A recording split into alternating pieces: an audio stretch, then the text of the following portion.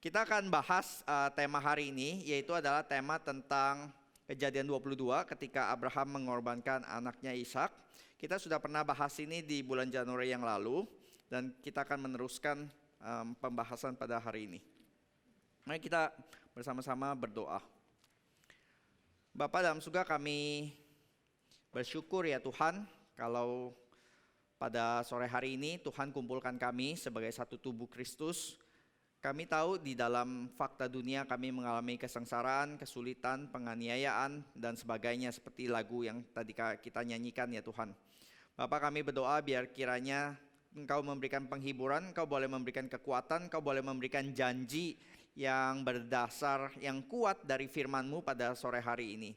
Tuhan, pimpinlah ketika kami melihat kepada prinsip berita firman Tuhan, bukan hanya kami semakin menambah pengetahuan, tetapi oleh pengetahuan ini kami boleh siap menghadapi segala kesulitan yang ada di dalam dunia. Terima kasih Bapak, di dalam nama Tuhan Yesus kami berdoa dan bersyukur. Amin. Saudara, kita memang enggak terlalu menghadapi kesulitan yang dihadapi oleh China gitu ya, di dalam menghadapi coronavirus. Tapi saya ingat satu pengalaman waktu saya di Singapura, ya waktu SARS ya. SARS kita juga di Indonesia kelihatannya fine-fine aja gitu, nggak terlalu heboh gimana. Tapi waktu saya masih di Singapura sebelum balik ke sini begitu, saya ingat sekali mantan pacar saya yang jadi istri saya sekarang itu sakit demam tinggi. Terus ya biasa, itu kan gejala-gejala SARS, berarti demam, batuk, pilek. Terus saya udah mikir, wah kena SARS jangan-jangan nih, atau jadi harus bawa ke rumah sakit. Dan di rumah sakit itu memang pemeriksaannya kan ketat ya, banyak orang yang pakai ini. Jadi memang suasananya itu tegang gitu. Jadi waktu kita nyanyi tentang ini ya, jangan sedih dan kecewa, beban berat, teguhkanlah imanmu. Kalau di kita di sini cuma masalah banjir kemarin kayaknya udah biasa gitu ya, masih kurang greget gitu. Tapi mungkin kita bisa melihat saudara-saudara kita yang mengalami hal-hal yang jauh lebih berat, biar kita juga mengingat mereka di dalam doa-doa kita. Sekarang kita akan baca dari Kejadian 22 ayat 1 sampai yang ke-19.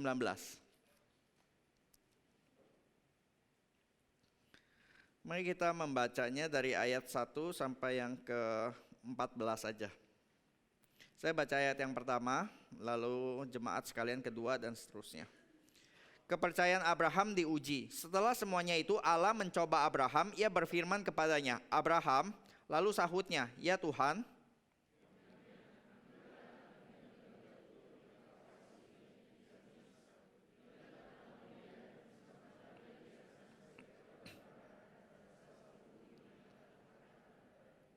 Keesokan harinya pagi-pagi bangunlah Abraham, ia memasang pelana keledainya dan memanggil kedua orang bujangnya berserta Ishak anaknya. Ia membelah juga kayu untuk korban bakaran itu, lalu berangkatlah ia lalu pergi ke tempat yang dikatakan Allah kepadanya.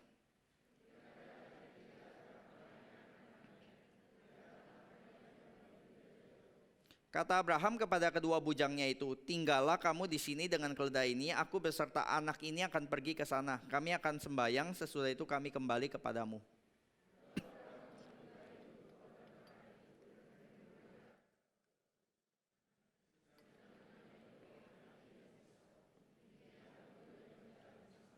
Lalu berkatalah Ishak kepada Abraham ayahnya, Bapak, sahut Abraham, ya anakku, bertanyalah ia, di sini sudah ada api dan kayu, tetapi di manakah anak domba untuk korban bakaran itu?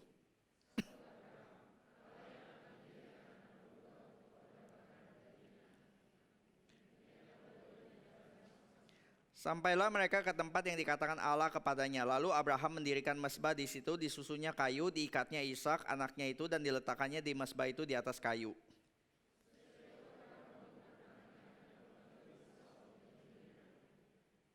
Tetapi berserulah malaikat Tuhan dari langit kepadanya, Abraham, Abraham. Sahutnya, ya Tuhan.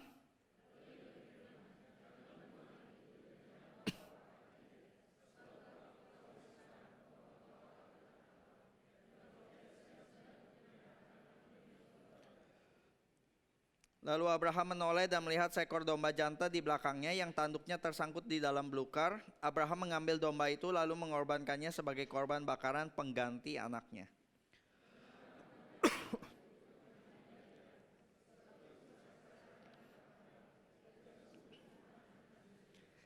Ya, saudara, di kesempatan yang lalu kita sudah membahas ya bahwa di sini ini bukan iman yang buta, bahwa waktu Abraham berani mengorbankan Ishak, anaknya satu-satunya yang dia paling kasih, ini bukan tindakan yang nekat, bukan tindakan yang blind faith, iman yang buta, bukan. Tapi kita sudah membahas di kesempatan yang lalu bahwa ini adalah pertemuan Tuhan dengan Abraham yang ketujuh kali.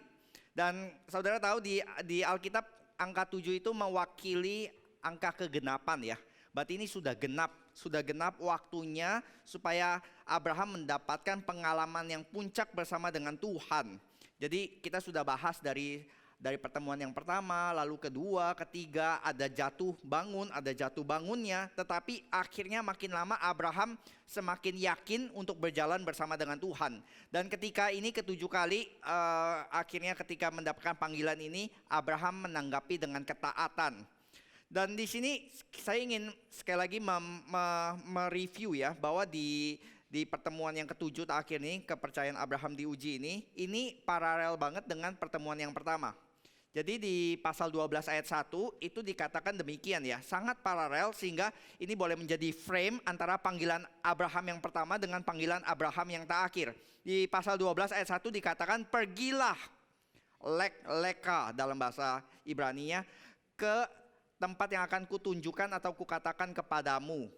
Di sini ya, pergi dari negeri, dari sanak saudaramu, dan dari rumah bapamu. Your country, your people, your father household. Makin lama itu makin intim, makin dekat, makin sulit untuk dilepaskan. Meninggalkan negara mungkin agak gampang begitu ya. Meninggalkan orang-orang sekitar, apalagi yang terakhir meninggalkan keluarga sendiri. Lalu pasal 22 ayat 2, ambillah anakmu yang tunggal yang engkau kasih, yakni Ishak dalam bahasa Inggris gitu ya. Your son, your only son Isaac, whom you love. Jadi makin lama itu memberikan itu juga ya, satu eskalasi semakin sulit untuk melepasnya. Tetapi di dua kesempatan di awal di akhir ini Tuhan memberikan, akhirnya ketika Abraham taat, Tuhan memberikan janjinya bahwa lewat kamu Abraham, karena engkau taat, maka aku akan memberikan berkat dan engkau menjadi berkat bagi seluruh bangsa. Kalau di pasal sebelumnya, pasal 21, ini kita lihat juga kaitannya. Pasal 21 itu Abraham harus melepaskan Ismail, anaknya, anak sulungnya, yang diperoleh dengan cara yang natural. Dan di sini pasal 22, ini ada eskalasi juga, yaitu Abraham harus melepaskan Ishak, anak janjinya yang diperoleh dengan supranatural, dan tinggal satu-satunya karena Ismail udah dilepaskan terlebih dahulu, juga harus dilepaskan. Kapan nih saudara ini pencobaan paling puncak ini terjadi di dalam hidup Abraham? Ternyata di masa tuanya ya. Saudara bisa bayangkan misalnya Abraham udah melewati banyak sekali naik turun dan akhirnya janji Tuhan tuh digenapi ya. Dia sudah tunggu 25 tahun, akhirnya Ishak lahir, dan lewat Ishak ini semua janji Tuhan akan menjadi berkat, mendapatkan tanah, mendapatkan keturunan, semuanya bertumpu di dalam Ishak satu orang ini. Dan dia tinggal tunggu apa sih? Abraham yang udah tua ini tinggal tunggu mati, tinggal tunggu melihat Ishak menikah, punya banyak anak, terus mulai melihat cucunya banyak gitu ya, mulai melihat janji Tuhan digenapi satu-satu, mulai lihat sekarang kita ada rezeki lebih, kita beli tanah lebih besar lagi. Kita saatnya begitu. Tapi ternyata saudara, waktu Tuhan tuh beda banget dengan waktu manusia ya. Ketika Abraham pikir tinggal tunggu janji Tuhan digenapi, ketika dia pikir ini akan segera berakhir, ternyata belum. Ternyata klimaksnya baru akan muncul nanti gitu. Sama seperti banyak tokoh di dalam Alkitab ya, yang berpikir sudahlah ini akan berakhir demikian. Seperti film kita pikir kita udah mau selesai keluar dari bioskop. Ternyata final actionnya, klimaksnya masih baru mau muncul gitu. Lalu kita duduk lagi dan klimaksnya makin lama makin seru. Musa juga pikir demikian kan ya. Musa pikir dia gagal 40 tahun pertama, lalu dia menjadi gembala 40 tahun berikutnya, dan hidup monoton, membosankan 40 tahun, dan dia pikir ya sudahlah, kayaknya Saya akan mati sebagai seorang pecundang, ya, tapi setidaknya masih bisa menikmati hidup, menjalankan hidup di tanah Midian, menikah dengan Zipora istrinya, punya anak dan yang lain. Tapi ternyata rencana Tuhan lain kan ya. Rencana Tuhan justru panggil Musa di umur 80 dan Tuhan akhirnya berkata, ini klimaksnya, sekarang baru mulai. Waktu kamu pikir akan selesai, Tuhan bilang enggak, ini baru mulai. Orang suka berkata apa? Life starts at 30 ya. Bagi Musa, life starts at 80. Bagi Colonel Sanders, life starts at 65. Saudara boleh cari itu ya, kisah hidupnya Colonel Sanders. Itu muka paling terkenal di seluruh dunia, gitu. Muka kakek tua itu di mana-mana ada. Dia dikatakan dari muda itu terus gagal gitu, apapun gagal.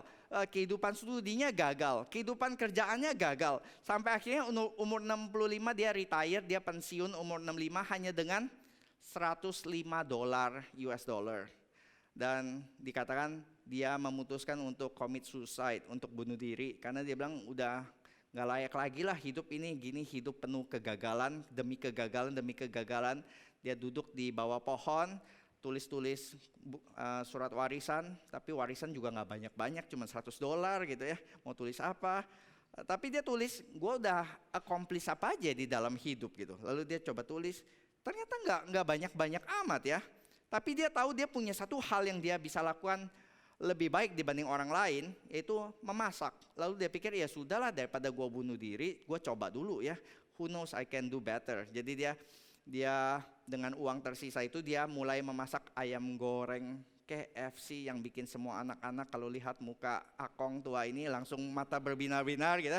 Ternyata iya ya, dia mulai menjual ayam-ayamnya dan membawa kebahagiaan, membawa ini ya, perut lapar, kenyang juga. Jadi umur 65 dia mulai berdagang ayam goreng, umur 88 dia menjadi a billionaire. Dari $100 menjadi a billionaire. Ya, saudara, ini pasti jadi cerita yang sangat menarik untuk ini ya, inspirasi bisnis, inspirasi dan yang lain-lain. Ya, setidaknya kita bisa belajar satu hal juga gitu ya. Dia tidak menyerah gitu. Dia di 65, life starts at 65 for Sanders, for Moses 80. Jadi di sini mungkin lebih banyak yang berusia muda, tapi bukan berarti saudara yang berusia lanjut di sini, Bapak Ibu yang berusia lanjut di sini, jangan terbersit pemikiran, nanti kalau pelayanan, hal-hal yang bisa mengubah dunia itu kerjanya anak-anak muda. Tidak tentu saudara, tidak tentu Bapak Ibu, karena pelayanan bisa saja memang yang orang-orang yang muda lebih bisa mengerjakan dengan lebih gesit. Tapi ketika saudara berpikir sama seperti Abraham berpikir ini akan segera berakhir. Ketika Musa berpikir udahlah nggak ada lagi yang saya bisa lakukan. Tapi Tuhan masih bisa memakai sisa waktu umur mereka untuk mengerjakan hal-hal yang sangat besar. Jadi ketika saudara berpikir klimaks hidup itu di belakang, bagi Tuhan belum tentu. Bagi Tuhan mungkin klimaksnya masih di depan, di sisa-sisa hidup kita. Dan ini yang kita bisa belajar di dalam pelajaran dari kisah hidup Abraham. Tapi bukan itu saja yang kita ingin lihat, bahwa Tuhan memakai dia di dalam masa tuanya. Tapi kita ingin belajar satu hal, yaitu adalah tentang ayat yang pertama. Yang menjadi fokus kita hari ini yaitu adalah ayat yang pertama. Setelah semuanya itu Allah mencoba Abraham. Judulnya apa saudara? Judulnya adalah kepercayaan Abraham diuji ya. Saudara kalau dengar kata Allah mencobai Abraham agak sedikit terganggu atau enggak gitu. Bukankah ada satu ayat ya di sini Allah tidak mencobai gitu. Allah tidak mencobai. Iya, dan ini ya saudara, di dalam bahasa aslinya kata mencobai, menguji, mengetes itu semua pakai kata yang sama. Itu bahasa Ibraninya adalah nasa, nachah gitu, nasa.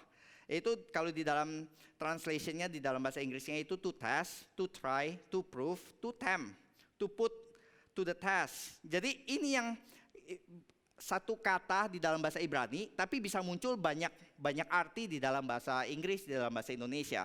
Dan kata yang sama ini bisa dipakai oleh si iblis untuk mencobai manusia, bisa dipakai juga hal yang sama untuk Tuhan untuk menguji manusia. Dan kita biar tidak terganggu, kita lebih senang membedakan ya, bahwa setan itu mencobai, kalau Tuhan itu menguji. Karena memang di sini bahasa dua ini pada awalnya itu enggak selalu ngomongin tentang, kalau mencobai kan konotasinya selalu tentang bagaimana membujuk orang untuk berdosa ya, membujuk orang untuk jatuh di dalam dosa.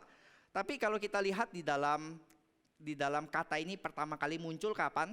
Di sini saudara, di pasal 22 ayat pertama ini pertama kali kata mencobai, kata nasa itu muncul itu di sini. Dan di sepanjang Old Testament itu muncul sekitar 40 kali, dan ini satu-satunya kali merujuk kepada seorang individu yaitu Abraham. Dan seterusnya kalau saudara lihat di dalam kitab Keluaran dan seterusnya, selalu kata ini dipakai untuk Allah menguji bangsa Israel di padang gurun. Itu banyak sekali gitu. Allah menguji bangsa Israel, apakah mereka tetap setia, apakah mereka tetap bersyukur kepada Tuhan. Tapi hal yang umumnya yaitu adalah ini artinya pada awalnya adalah bagaimana ini dipakai untuk mengetes, menguji pihak lain, apakah pihak lain itu terbukti layak dan menguji kualitas orang tersebut. Misalnya di 1 Raja-Raja 10 ayat 1 ya. Ratu Sheba datang untuk menguji Salomo dengan teka-teki. Itu pakai kata yang sama, nasa.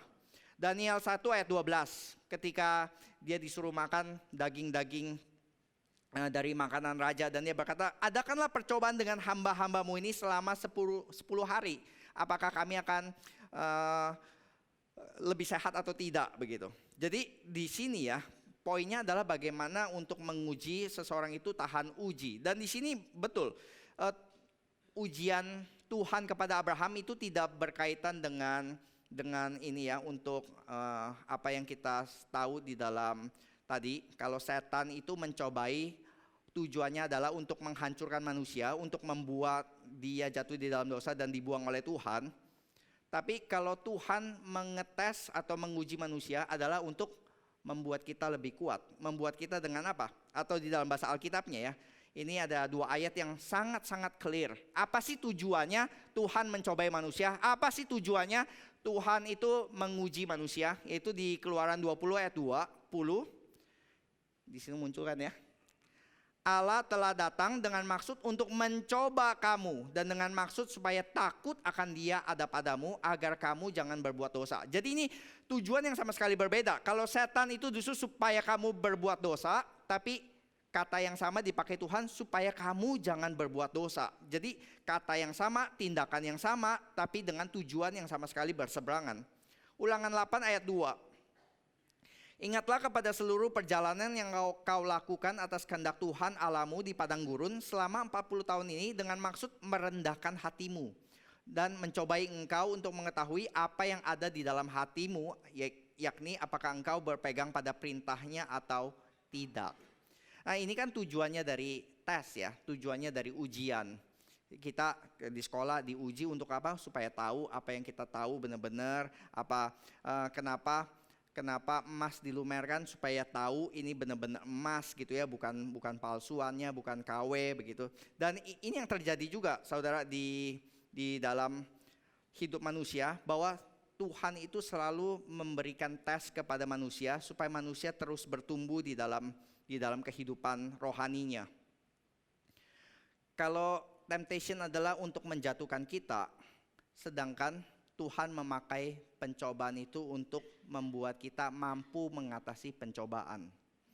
Jadi ini saudara, kalau setan itu mau menghancurkan karakter kita, membuat kita itu jauh daripada Tuhan, tapi justru Tuhan memakai keadaan corona, keadaan banjir, keadaan yang lain. Purpose-nya itu untuk apa? Untuk merefine, untuk memurnikan hidup kita dan membuat kita menjadi orang yang lebih tahan, yang lebih berkualitas. Jadi masalahnya di sini bukan masalah ini ya, bukan masalah apa kita akan mengalami atau tidak, tapi yang pasti kita akan belajar satu hal di sini, yaitu adalah kita pasti mengalami yang namanya ujian. Kemarin saya pimpin satu OSG di sini, dan memang itu tema yang sangat mengena dengan tema hari ini begini. Karena saudara, itu yang waktu saya pimpin itu temanya dari J.I. Packer ya. Judulnya These Inward Trials. Inward trials, pencobaan yang dihadapi di dalam batiniah jiwa kita. J. Packer bilang begini, saudara tahu gak ada satu pelayanan yang sangat berdasar dari Alkitab, tapi itu pelayanan yang akhirnya menghancurkan hidup orang Kristen. Yang akhirnya berakhir dengan kekejaman gitu. Dia gak bermaksud kejam sih, orang ini dengan tulus, motivasinya baik dan juga berdasarkan di dalam Alkitab. Tapi ternyata nanti akhirnya membuat orang Kristen itu banyak yang meninggalkan iman. Dia mulai dengan pertanyaan yang question mark yang besar kayak begini ya. Dan membuat kita mulai menduga-duga pelayanan apa ya? Pelayanan apa yang kejam gitu? Pelayanan apa yang kejam? Saya tanya anggota-anggota gitu, ada yang bilang ini, ada yang bilang itu. Dan jawabannya salah semua gitu. Karena jawabannya adalah ini yang gak pernah terduga-duga ya. Evangelical ministry, pelayanan injili. Itu gereja injili. Kita ini, gereja yang berdasarkan pada Alkitab.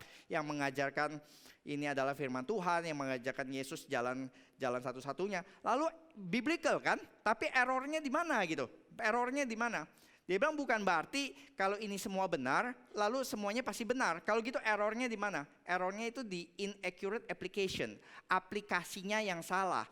Jadi bukan berarti kalau ini obat pasti benar, maka pasti membawa kesembuhan. Ternyata enggak gitu. Bisa aja kita mengapply obatnya, mengaplikasikan obatnya salah. Misalnya betadine yang harusnya di-apply di luar, tapi kita minum gitu.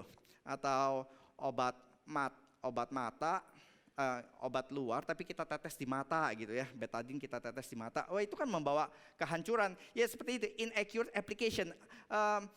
Seperti apa sih yang salah, aplikasi doktrin apa yang salah gitu yang bisa kita aplikasikan secara salah, yang padahal mungkin benar sekali secara doktrin. Dia berkata adalah ini, itu doktrin kasih Tuhan. Tuhan mengasihi manusia.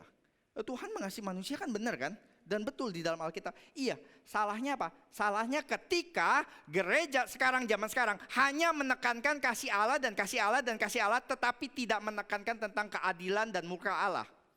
Jadi ketika orang Kristen, orang bertobat menjadi orang Kristen, mereka berpikir, oh Tuhan menerima saya apa adanya, jadi saya bisa ngapain aja gitu. Saya nggak harus berubah. Atau mungkin dengan harapan kalau saya jadi orang Kristen, hidup saya akan jadi lebih baik gitu. Teologi sukses mungkin gitu ya, akan lebih sehat, kebal coronavirus, nggak mengalami kesulitan hidup. Atau dulu saya bergumul dengan dosa, maka kalau saya jadi Kristen semua dosa-dosa lama atau semua karakter-karakter buruk, semua broken relationship, masalah-masalah relasi di dalam keluarga itu semua akan beres. Ya mungkin ketika awal-awal ya, ketika kita masih jadi orang Kristen awal-awal, ketika masih berapi-api semuanya seems fine, apa masa-masa honeymoon. Tapi ketika 1-2 bulan kemudian, kok masih terus bergumul dengan dosa ya? Terus masih bergumul dengan karakter-karakter jahat yang sebelumnya ya. Ternyata nggak langsung selesai gitu karakter hidup kita gitu. Dan ternyata masih ada konflik dengan orang-orang lain ya. Loh katanya udah jadi Kristen semua beres gitu. Lalu mulai terjadi apa? Mulai terjadi diilusi, lalu mulai wah kalau begini nggak beda ya jadi orang Kristen. Jadi akhirnya menimbulkan false hope, pengharapan yang palsu. Oh, lalu ada yang nanya gini, tapi kalau kita menekankan sisi satunya juga salah ya. Kalau kita di 1500 di zaman abad pertengahan, mungkin pertanyaannya bukan tentang Allah mengasihi kita atau enggak, tapi Allah mengampuni kita atau tidak. Karena kalau di zaman dulu yang sangat ditekankan tentang murka Allah, tentang ketakutan terhadap Allah, maka mereka sangat takut kepada Allah. Itu false fear, ketakutan yang berlebihan kepada Tuhan.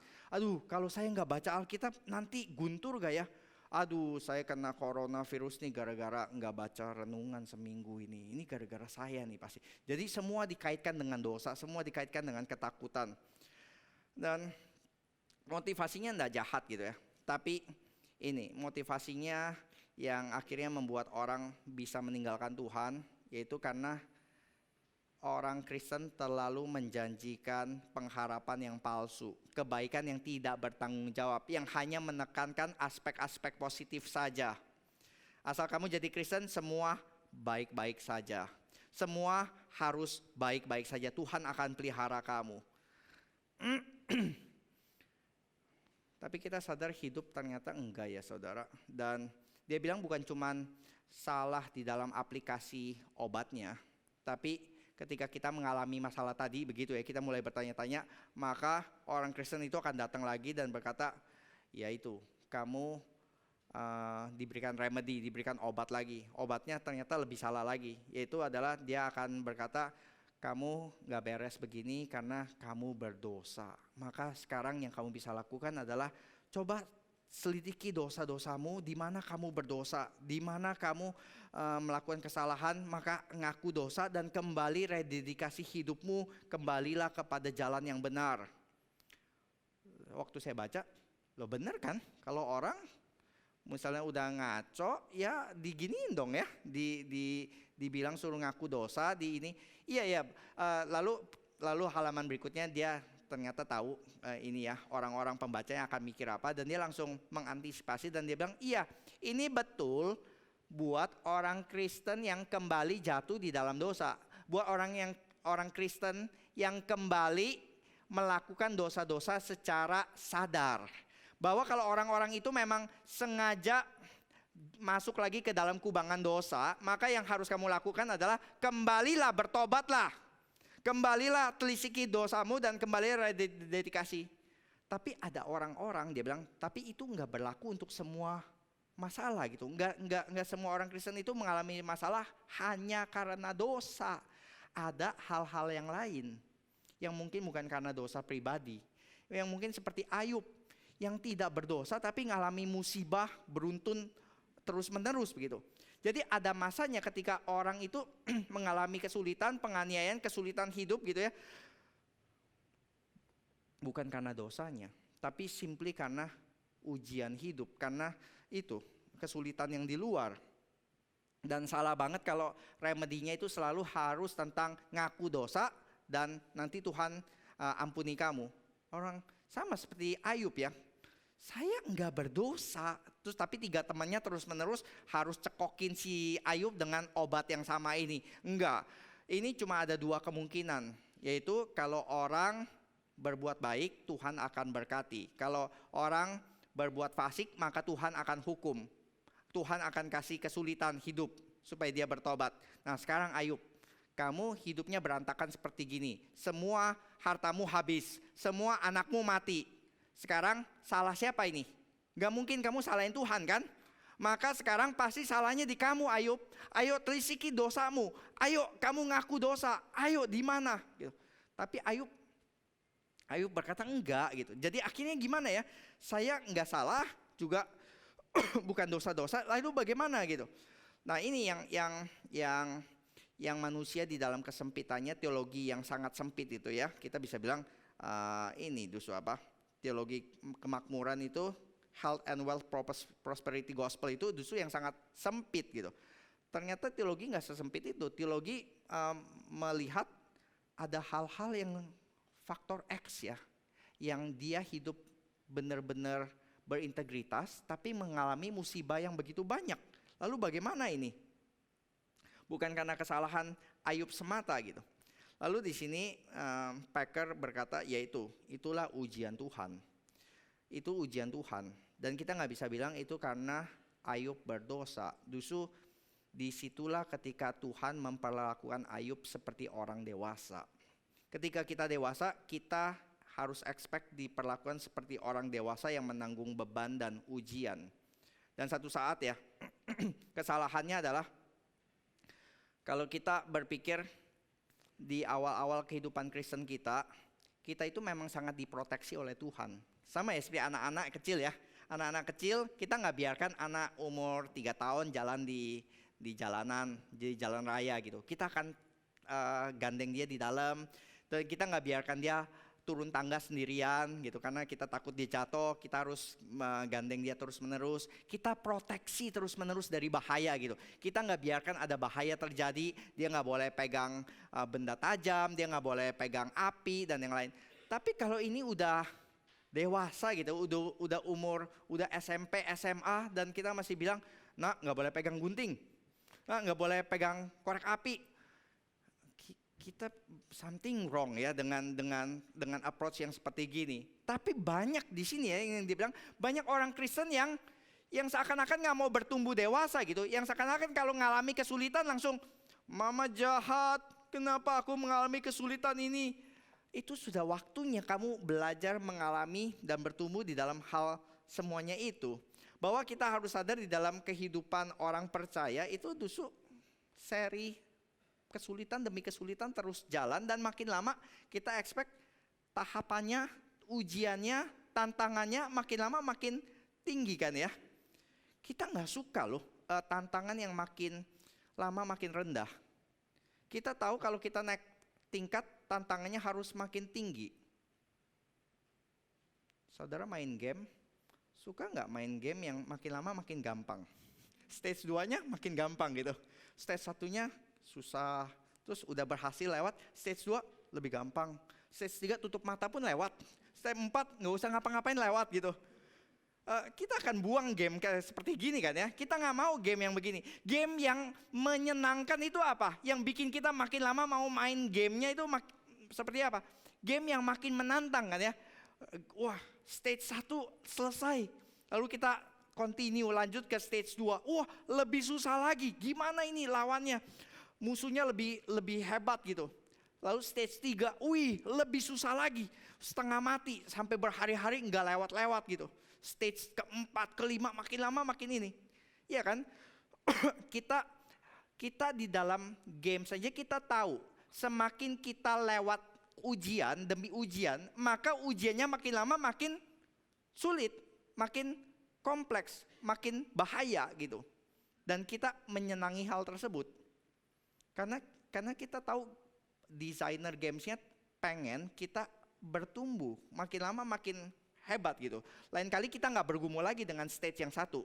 Kalau kita udah sampai di stage 7, stage 1 mungkin dulu kita setengah mati gitu, 3 hari nggak lewat-lewat. Tapi sekarang 3 menit selesai. Kita udah bertumbuh kan, makin lama makin kuat.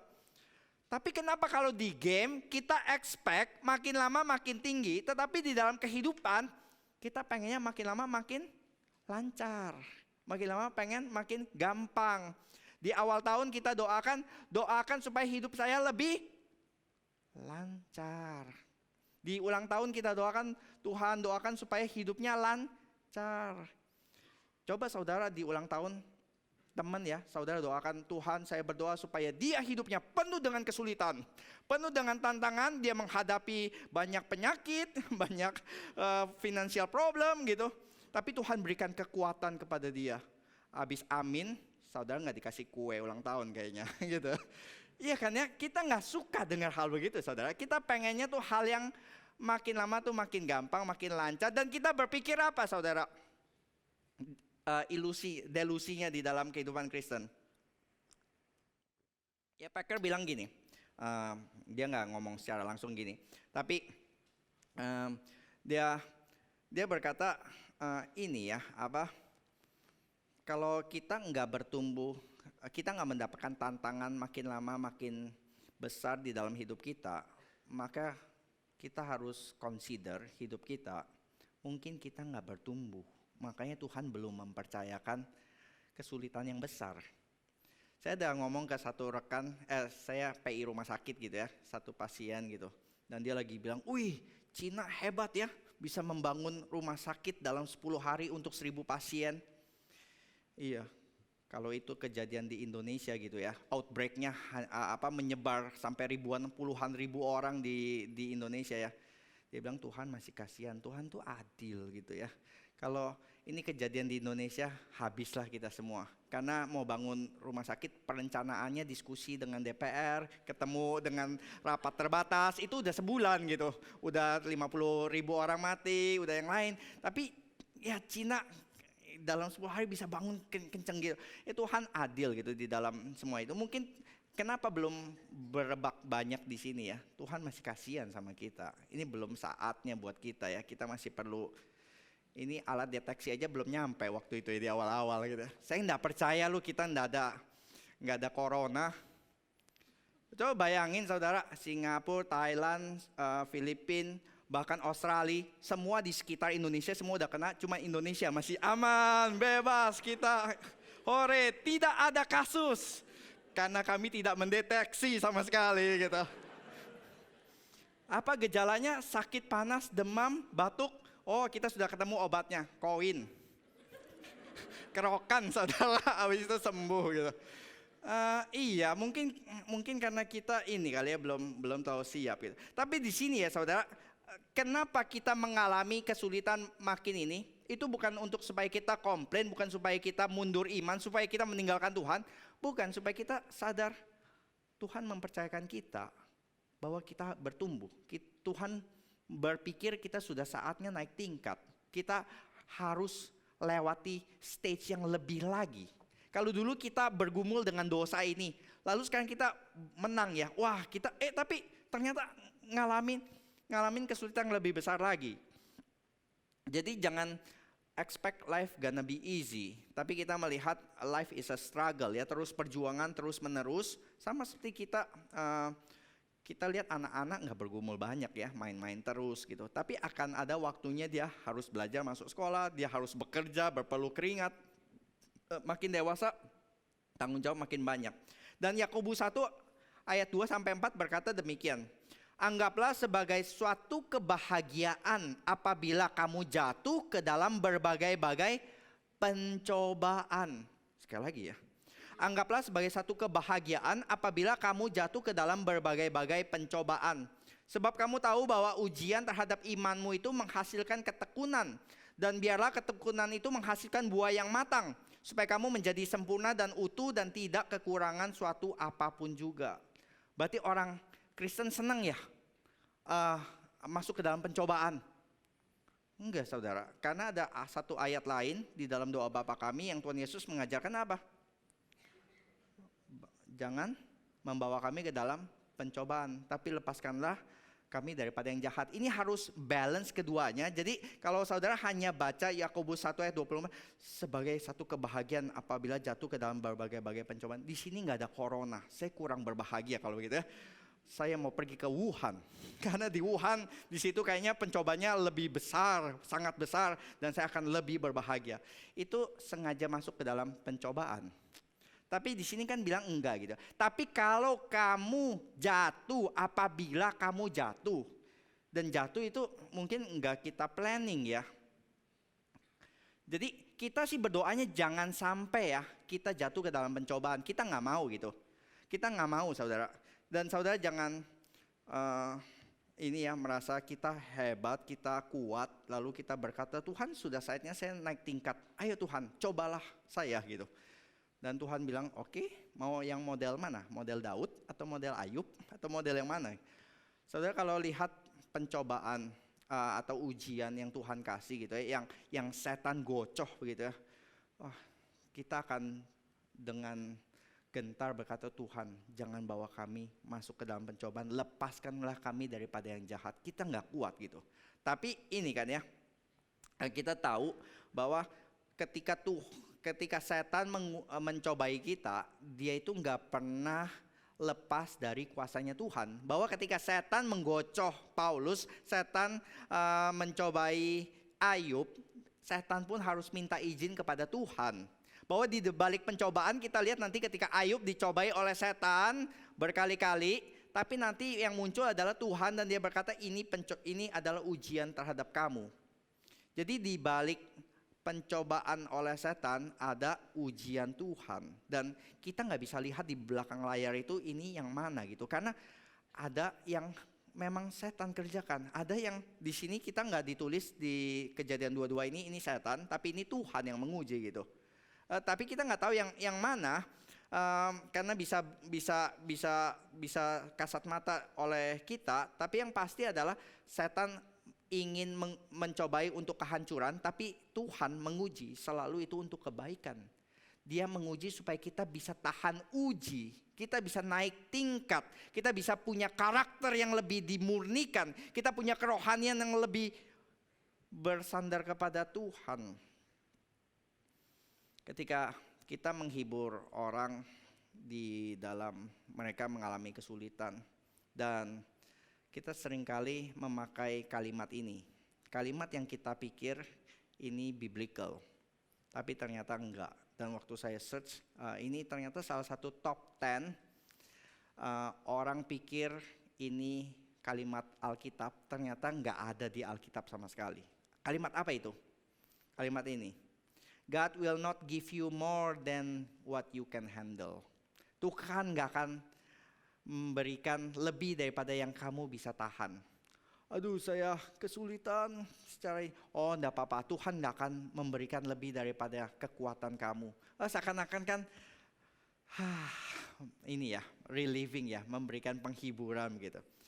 Ternyata ini bukan dari Alkitab, Saudara. Tapi ini bukannya ada ya ayat-ayat Alkitab seperti gini ya? Iya, ada, tapi enggak persis sama. Yaitu coba tampilkan 1 Korintus 10 ayat 13. Sebab Allah setia dan karena itu ia tidak akan membiarkan kamu dicobai melampaui kekuatanmu. Pada waktu kamu dicobai, ia akan memberikan kepadamu jalan keluar sehingga kamu dapat menanggungnya. Ini berbicara tentang pencobaan, Saudara. Ini bukan berbicara secara general.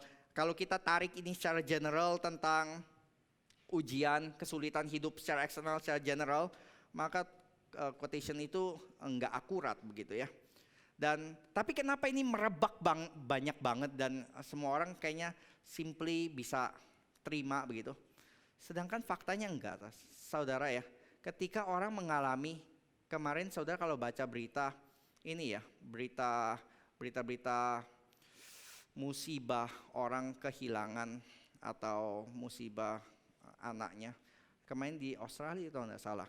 Ada 3 anaknya lagi beli es krim, ketabrak oleh orang yang mabuk gitu. Orang mabuk tabrak 3 anaknya, langsung 3-3-nya mati seketika. Terus kita bagaimana menghibur ibu ini? Bu, jangan takut. Tuhan tidak akan memberikan lebih daripada yang ibu dapat tahan, kekuatan ibu. Kekuatan ibu besar. Kita nggak bilang begitu ya. Dan iya. Ini maksudnya ini errornya tuh 2 hal ini. Kenapa ini quotationnya begitu merebak? Karena ada 2 error. Ini saya dapat dari artikel di Gospel Coalition, bagus. Dia bahas gini. Ada 2 error ya saudara. Yaitu yang pertama adalah kita mudah terima ini karena di dalam budaya kita itu sangat menekankan fairness. Iya sih, fairness ya, adil gitu, adil. Saya kalau belanja saudara, saya belanja misalnya banyak ini ya, banyak belanjaan. Maka waktu turun dari mobil saya akan panggil 3 anak saya untuk berbagian, sama-sama tanggung gini. Maka yang si Koko paling gede ini ambil nih beras 5 kilo. Lalu si tengah nih ambil ini minuman 1 liter. Si Dede saya kasih ya itulah kantong plastik yang ringan gitu. Saudara nggak expect saya akan melakukan sebaliknya kan ya. Saya bilang saya kasih yang berat 5 kilo ke anak umur 2 tahun. Dan kayaknya kantong berasnya juga mungkin 2/3 tinggi dia gitu. Terus saya kasih yang paling enteng ke anak yang paling gede. Enggak kan ya? Kita secara natural kita tahu kita kasih ke yang paling berat kepada mereka kepada yang paling bisa menanggungnya gitu. Kepada anak yang paling tua. Kasih yang paling ringan kepada anak yang paling muda gitu. Itu fair banget kan ya, bahwa Tuhan tidak memberikan lebih daripada yang kita bisa tanggung. Itu normal banget, fairness banget gitu, fair. Tapi saudara, Alkitab tuh nggak pakai standar fairness model kita begitu. Iya kan? Maksudnya ini Alkitab aja kita bisa cari cerita-cerita yang enggak fair banget seperti begitu. Saudara coba cari gitu ya, di dalam 12 anaknya si Yakub gitu, yang dikasih beban paling berat tuh yang mana? Anak bungsu. Anak bungsu yang dikasih beban paling berat. Terus yang disuruh pergi perang sama Goliat paling gede itu anak Isa yang mana? Yang paling kecil gitu. Dan kalau kita mau ngomong fairness, Tuhan tuh udah lama gak fair. Karena kalau dia mau fair, dia harus memperlakukan kita sebagaimana layaknya dosa kita. Ya, setiap kali kita berdosa langsung kena petir, kita udah gosong kapan-kapan. Kita udah mesti masuk heaven kapan-kapan, itu grand heaven. Udah mesti dikubur kapan-kapan gitu. Kalau mau ngomongin kita dihukum sesuai dengan keadilan kita, maka Tuhan gak fair banget. Gak fair banget orang-orang yang di ISIS masih dikasih hidup dengan bebas. Dia sudah lama itu sabar sekali, berlimpah cinta. Dia masih memberikan matahari, hujan, bahkan kepada orang benar dan orang tidak benar sekaligus. Dan Tuhan tuh melampaui kategori adil tidak adil kita itu bukan pakai kategori kita ya.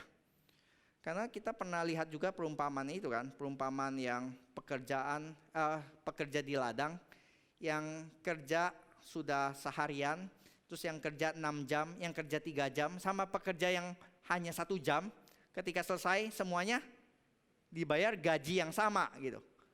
Lalu pekerja yang udah seharian bilang, nggak adil dong, yang sehari itu dapat 1 dinar, masa saya juga 1 dinar? Dan Tuhan, si pemilik ladang berkata, gimana, apanya nggak fair ya? Kita sudah mengadakan perjanjian dan ini fair. Saya bilang kepada kamu kerja seharian itu 1 dinar. Saya mau kasih kepada yang baru kerja 1 jam 1 dinar, itu mau saya. Jadi Tuhan mau bilang anugerah dia nggak bisa sekedar dibatasi, dilimit oleh model keadilan manusia yang di dalam konsep kita, di dalam mindsnya kita gitu. Jadi kita bilang enggak sih, seringkali Tuhan memberikan lebih dari yang bisa kita tanggung.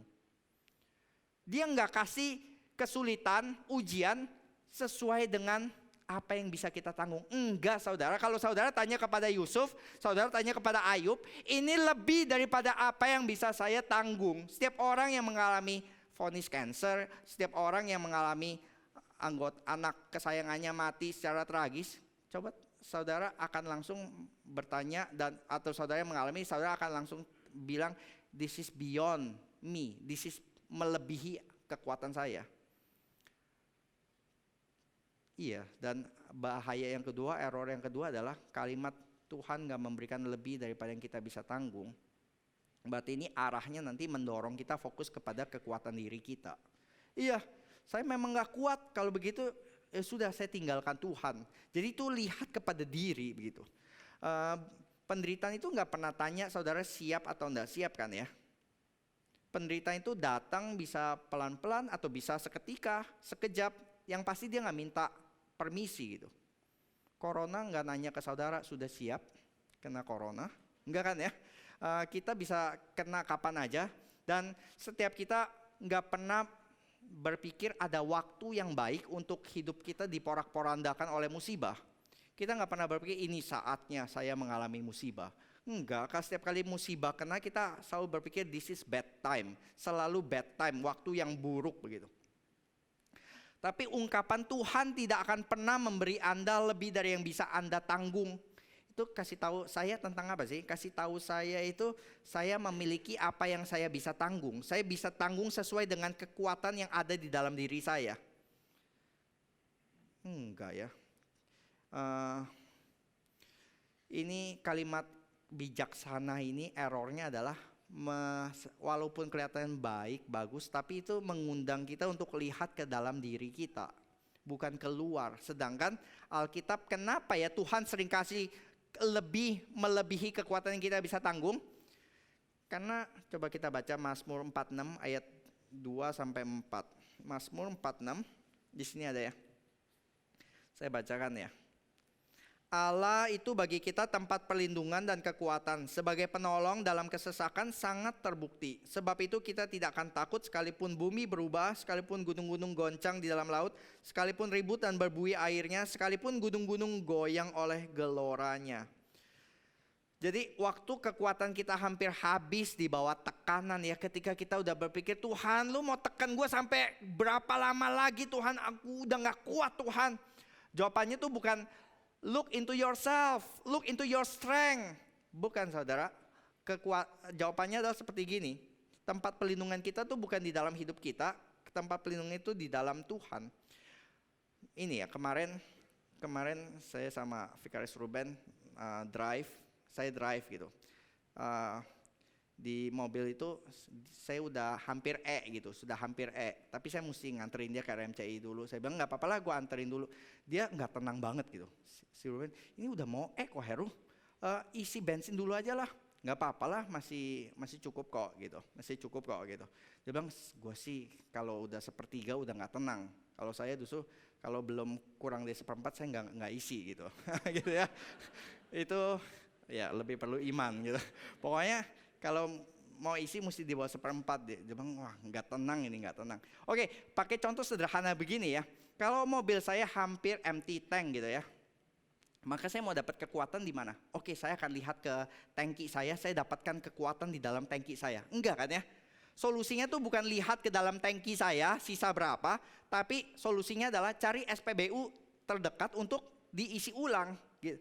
Sama, waktu saudara mengalami tekanan hidup yang begitu ngepres, itu bukan look into yourself, lihat kepada kekuatan dirimu, kamu bisa tanggung ini.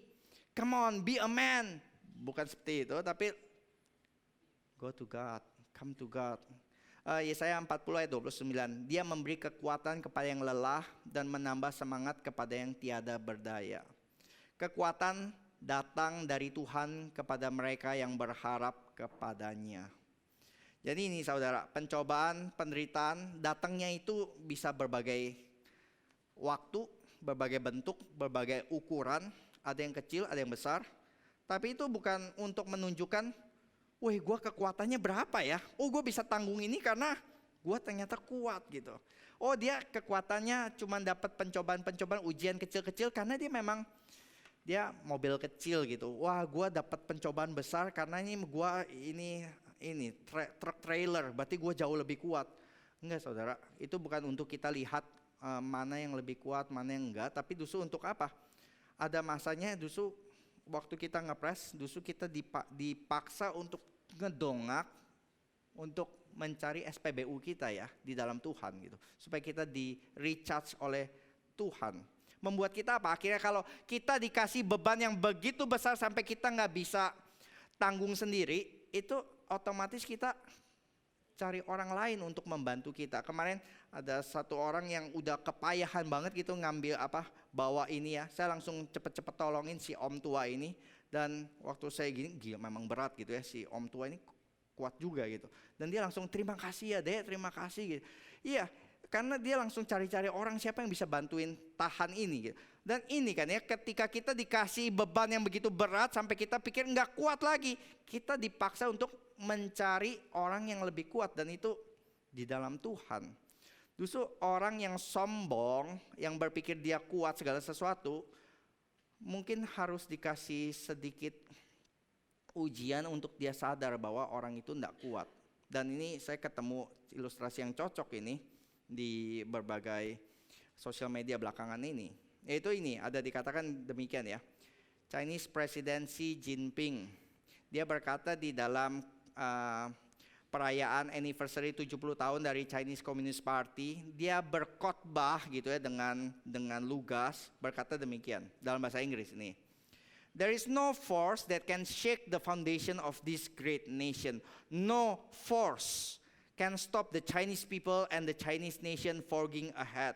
Nggak ada kekuatan apapun yang bisa mengguncangkan fondasi dari negara yang besar ini. Nggak ada kekuatan apapun, no force at all yang bisa menghentikan orang Chinese dan juga negara Chinese untuk terus maju. No force, kecuali virus kecil.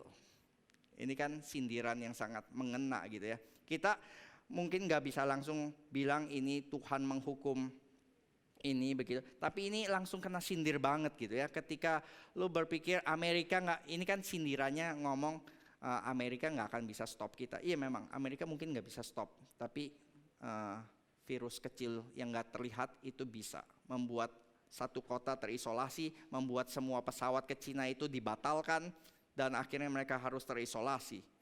Dan pemazmur bertanya di Mazmur 121 ayat 1, dari mana bantuan saya datang? Dan kita harusnya bisa menjawab, bantuan saya berasal dari Tuhan yang membuat langit dan bumi. Ketika pencobaan datang, harusnya kita mempunyai pengharapan bantuan saya dari Tuhan. Ini kabar yang lebih baik, saudara.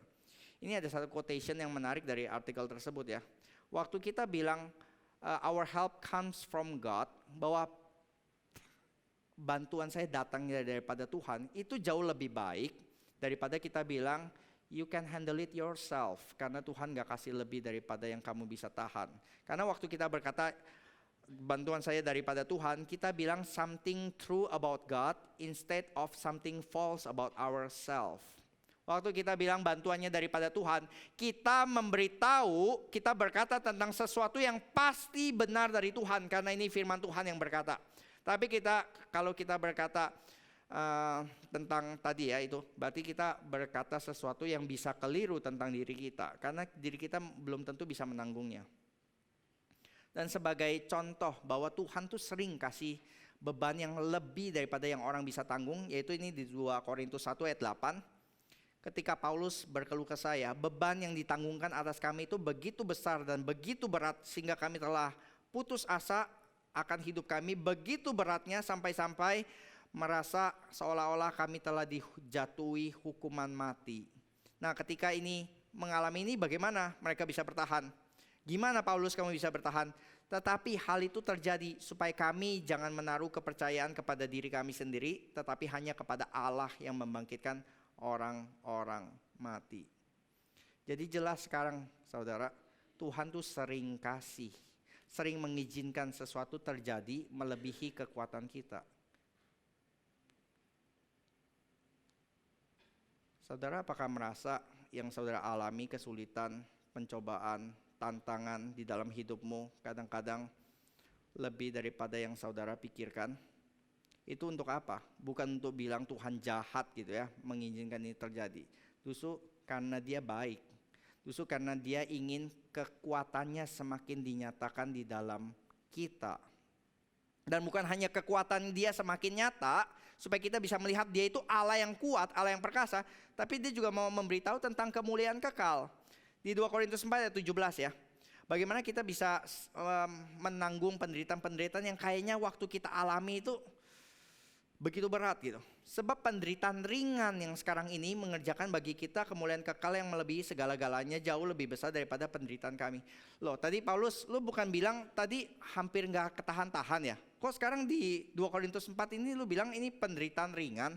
Tadi bilang hampir gak tahan gitu, tapi sekarang bilang ini penderitaan ringan. Iya sih, tadi kalau lihat dengan kekuatan diri sendiri, ini besar banget kesulitan yang dihadapi. Kalau dibanding dengan kekuatanku, enggak kuat saya menanggungnya. Begitu besar, begitu berat. Tapi kalau ini dibandingkan dengan kemuliaan kekalnya Tuhan, ini kecil banget gitu. Iya gila, kita kalau harus ngangkat ini ya, ngangkat mobil Alphard, kita enggak kuat kali ya gitu. Ini beban yang begitu besar dan berat gitu. Tapi kalau sekarang saudara disuruh ganti, ya sudah, nggak usah angkat mobil Alphard, angkat RMCA Tower. Mobil Alphard langsung terkesan begitu ringan kan ya, dibanding satu tower besar gitu. Ini kan ya, kenapa yang tadi dia bilang besar banget tuh langsung menjadi penderitaan yang ringan dan sementara, karena waktu kita ngalami, it feels like eternity. Itu seperti lama banget dan kita nggak tahan gitu. Kalau kita ngalamin gitu. Saya nggak tahu bagi saudara yang pernah mengalami sakit fisik atau kesulitan secara relasi dan yang lain, yang seakan-akan kapan Tuhan beresin ya, kapan Tuhan selesaikan ya. Kita seakan-akan udah lama banget. Waktu kita in pain, waktu itu berjalan pelan ya. Tapi kalau kita lagi bahagia, kok udah selesai ya, cepat, waktu berjalan cepat gitu. Waktu in pain tuh 1 detik tuh lama banget gitu. 1 menit itu seakan-akan puluhan tahun. Saya enggak tahu pernah cerita di sini enggak. Salah satu pengalaman paling menyakitkan secara tubuh gitu, secara fisik, itu waktu saya dioperasi, dicabut kukunya dari cantengan gitu ya. Jadi kukunya karena cantengan cuma satu sisi, jadi kukunya dibelah dua lalu dicabut. Itu pun sudah pakai anestesi lokal gitu ya, cebut gitu. Tapi kurang bekerja kayaknya anestesinya gitu, expired atau apa gitu. Pokoknya Waktu dia gunting itu, satu guntingan itu langsung, saya 5 meter lebih dekat surga kayaknya hari ini gitu. Benar-benar setiap guntingan dan setiap cabutannya gitu. Waduh, nggak tahan itu. Ini seperti dioperasi hidup-hidup gitu. Dan iya langsung, ya ini baru beneran ini kayaknya Tuhan itu pengen ini. Karena saya doa sebelumnya ya, Tuhan saya tuh nggak bisa mengerti penderitaan Tuhan di salib tuh kayak bagaimana gitu. Dan Tuhan tuh kayak bilang, lo mau nyobain? Oke, gua kasih seujung kuku dulu ya, seujung kuku gitu. Habis operasi itu ya, Tuhan udah seujung kuku cukup Tuhan. Nggak tahan lagi Tuhan, ini baru seujung kuku nyobain di menderita, dicabut kukunya gitu ya. Itu aja udah kejang-kejang gitu, udah Tuhan cukup Tuhan, ini seujung kuku gitu. Tuhan bilang, cukup? Oh ya cukup Tuhan cukup udah ini. Ya tapi pengalaman itu ya membuat saya benar-benar, habis pengalaman itu langsung bilang, Tuhan kamu begitu mengasihi manusia sampai kau rela menderita seperti gini ya. Saya kalau disuruh melakukan ini demi orang lain, saya akan mikir-mikir 500 kali ya untuk melakukan dicabut ini demi menolong orang lain gitu. Misalnya kasih kuku ke orang lain, mungkin akan mikir-mikir gitu. Tapi ya itu pengalaman itu ya, pengalaman penderitaan yang beyond ourselves itu membuat kita akhirnya bisa melihat kepada Tuhan, mendapatkan pertolongan daripada Tuhan. Dan ketika kita mengalami, kita bisa semakin mencicipi penderitaan yang Kristus alami. Dan ini kan ya yang di Filipi ini ya, di Filipi dikatakan, mungkin ini sebagai penutup, ayat penutup kita di 1 Filipi ya. Kita melihat penderitaan itu yang kita tidak pengen, betul sih. Kita jangan pernah minta dengan sengaja untuk kita masuk ke penderitaan. Tetapi ketika Tuhan mengizinkan kita penderitaan, nggak setiap kita mengalami. Tapi kalau kita boleh mengalami itu bukan karena Tuhan sedang membuang kita mungkin. Mungkin betul juga ada masanya ketika bangsa Israel itu dieksil. Nah itu memang karena dosa mereka sedang dibuang. Tapi ada juga orang-orang yang dieksil seperti Daniel yang sedang diproses oleh Tuhan, bukan dibuang oleh Tuhan. Dan ini Filipi 1 ayat 29, sebab kepada kamu dikaruniakan bukan saja untuk percaya kepada Kristus, melainkan juga untuk menderita untuk Dia. Saudara, enggak setiap orang dipanggil untuk menderita, karena ini anugerah. Kepada kamu dikaruniakan bukan saja untuk percaya kepada Kristus, melainkan juga untuk menderita untuk Dia. Penderitaan itu anugerah di dalam perspektif ini. Jadi satu saat ketika kita mengalami tantangan dan yang lain, bukan hanya kita minta Tuhan lancarkan saya nggak usah mengalami segala sesuatu, tapi justru kita minta Tuhan ingatkan saya untuk terus bergantung kepada Tuhan dan berharap dan mendapatkan kekuatan daripada Tuhan saja untuk kita terus melihat kepada salib Kristus. Mari kita berdoa.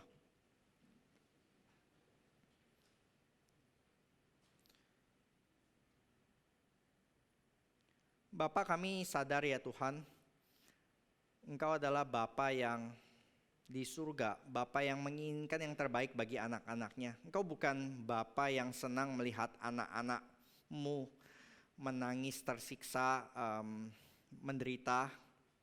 Engkau menikmati di atas penderitaan umat-Mu, bukan Tuhan. Tapi kami justru melihat ketika Engkau mengizinkan penderitaan, tantangan terjadi di dalam hidup kami, adalah karena Engkau sedang menguji kami, Engkau sedang mempersiapkan kami, Engkau sedang memurnikan kami.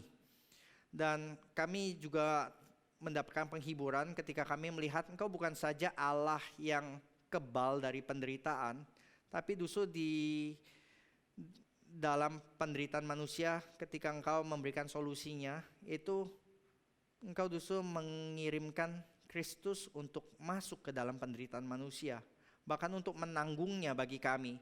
Sehingga satu saat ketika kami menanggungnya ya Tuhan, kami bukan menanggung hukuman kekal Tuhan yang tidak bisa kami tanggung, karena hanya Kristus yang bisa tanggung.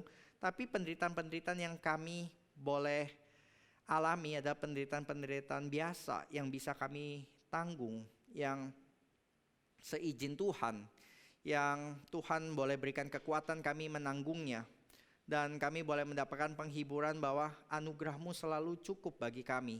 Karena itu ya Tuhan, bagi kami yang bergumul dengan penderitaan, bagi tantangan, kesulitan hidup apapun, jemaat-Mu di tempat ini, Biarlah semuanya itu kami terima dengan ucapan syukur, sambil kami terus bergantung dan melihat kepada Engkau, supaya kami boleh menjadi utuh dan sempurna dan tidak kekurangan satu apapun juga.